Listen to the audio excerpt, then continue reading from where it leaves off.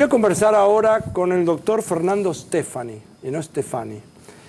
Y voy a conversar con él en realidad por lo siguiente.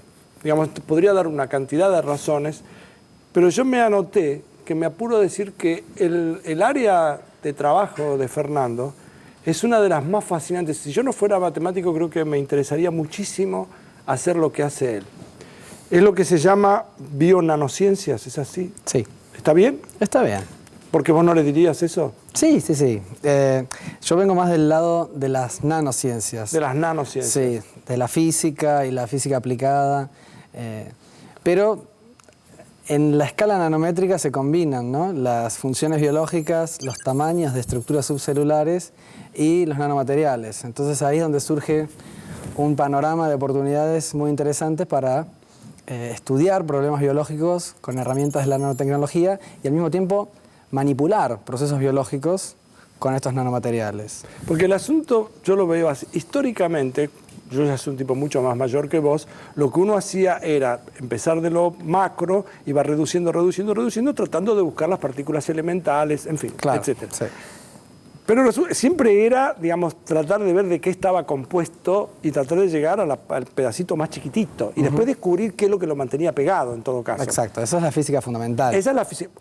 Pero resulta que de pronto empezó a parecer al revés. Uno empieza a buscar, empieza a agarrar algo que es nanométrico, por decirlo de alguna manera, y después dice, no, mira, yo tengo esto y lo que quiero hacer ahora los voy a empezar a juntar, voy a empezar a armar yo el material que yo quiera. Sí, pasa que en el camino ese, en tratar de encontrar las partículas fundamentales y tomar porciones de materia cada vez más pequeñas, se descubrió que las propiedades de los materiales empiezan a cambiar. Entonces, en la escala nanométrica, las propiedades de un material no son las mismas que en escala macroscópica. Eso es muy importante y me gustaría que... ¿Lo puedes decir? Dame un ejemplo. Bueno, el eso oro es muy importante. Sí, es muy importante. Todos los materiales, en realidad. Lo que sucede es que cuando uno empieza a tomar porciones cada vez más pequeñas de un metal, de un semiconductor o de un polímero, de cualquier material, empiezan a pasar dos cosas. Una es, cada vez tengo más relación de área a volumen. Eso es un argumento puramente geométrico. Y después empiezan a pasar efectos cuánticos también, donde la mecánica cuántica, que pone las reglas a escala microscópica, atómica. O sea, las reglas que valen en la física de todos los días. Porque vos decís un polímero, ninguna persona se levanta a la mañana y dice, voy a ver qué hago hoy con un polímero. Porque posiblemente ni siquiera sabemos bien lo que es un polímero. Sí. ¿Me entendés lo que te digo? Sí. ¿No? O sea, me gustaría tener un ejemplo en donde... Pero, bueno, lo que dijiste recién de área y volumen, tendríamos que explicarlo también. Sí, es verdad. Bueno, empezamos todo de nuevo. Hola, Fernando, ¿cómo estás? Contame un poco. Bueno, el ejemplo del oro que vos sugerís... Sí, quise darte el oro por el color. Es arquetípico. Uno conoce que el oro macroscópico es dorado, brillante. Bien. Si uno empieza a tomar porciones cada vez más pequeñas de oro, llega un momento en el cual ya no tiene ese color. Y de hecho, si uno toma partículas de oro muy pequeñitas, dispersan el color, dispersan la luz de otra manera y se ven rojas. O sea, una suspensión de nanopartículas de oro se ve roja, por ejemplo. Una suspensión de partículas de plata se ven amarillas. Pero no solo eso, lo interesante es que las propiedades, en este caso ópticas, del oro, no solo dependen del tamaño, también dependen de la forma. Si yo tomo una partícula en forma esférica, tiene un color. Si tomo una partícula en forma de un bastoncito, tiene otro color. Si hago una estrellita, tiene otro color. Entonces, en la nanoescala, uno tiene una librería enorme de propiedades. Eso es lo que hay que entender, no solo de materiales. Yo puedo tener, hoy en día, la química coloidal, que es la herramienta estrella para fabricar nanopartículas, nos ofrece una librería de nanopartículas prácticamente infinita, en términos de materiales, tamaños, formas, incluso estructuras. Uno puede hacer nanopartículas que tengan un núcleo de un material y una capa exterior de otro material. Entonces, tenemos una librería infinita de partículas y eso se traduce en una librería infinita de propiedades. Y propiedades ópticas, magnéticas, electrónicas. O sea, pero son propiedades que uno no solamente descubre, sino que las quiere buscar en algún momento cuando uno empieza a armar. Claro, cuando uno empieza a comprender cómo varían estas propiedades, entonces uno puede diseñar partículas. Yo quiero una partícula que tenga tal o cual propiedad. Por ejemplo, ¿cuál? Decime. Por ejemplo...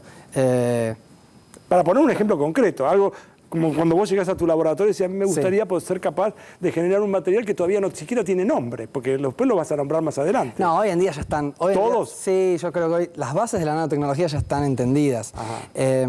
Los desafíos hoy en día consisten en fabricarlos de manera controlada y encontrarle aplicaciones interesantes. El ejemplo del oro es clásico porque, bueno, además de cambio de color, uno hoy en día tiene un montón de protocolos para pegarle sobre la superficie de estas partículas distintas cosas. Anticuerpos, proteínas, polímeros. Sí. Entonces, no es menor todo esto que estás diciendo, porque hacerlo, digamos, poder pegarle cada una de estas pequeñas cosas, inclusive dentro del cuerpo. Yo puedo mandar algo a través de... Sí, bueno, esa visión que se ve muchas veces de un nanorobot que va y te cura en el cuerpo, eso es una visión que no existe hoy en día. Todavía. Lo que sí existe, y de manera más terrenal, es conseguir partículas que circulen por el organismo y se acumulen en determinado lugar, por afinidad. Bien. Eso es algo a lo que se puede apuntar y se va a conseguir, yo creo, en el futuro no muy lejano. Y ahora, si uno puede además pegarle a la superficie de las partículas ciertas proteínas, ciertos anticuerpos, ciertas moléculas o biomoléculas, entonces uno le confiere función además. Estas partículas, además de tener un color distintivo, además tienen una función bioquímica, por ejemplo. Un ejemplo clásico son las tiritas de los test de embarazo, que son esas tiritas rojas que uno se ven de hace tiempo. Sí. Esas eran partículas de oro funcionalizadas con ciertas proteínas para reconocer la hormona blanco para determinar si una mujer está embarazada o no. Hoy en día son otras partículas más económicas o lo que sea.